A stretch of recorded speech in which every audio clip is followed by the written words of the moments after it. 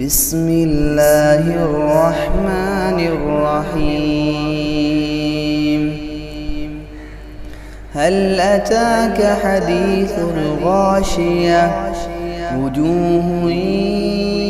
يومئذ خاشعة عاملة ناصبة تصلى نارا حامية تسقى من عين آنية ليس لهم طعام إلا من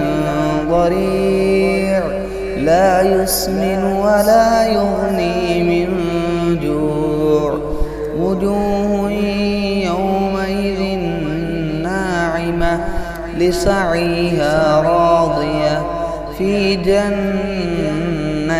عالية لا تسمع فيها لاغية فيها عين جارية فيها سرر مرفوعة وأكواب موضوعة ونمارق مصفوفة وزرابي مبثوثة أفلا ينظرون إلى الإبل كيف خلقت وإلى السماء كيف رفعت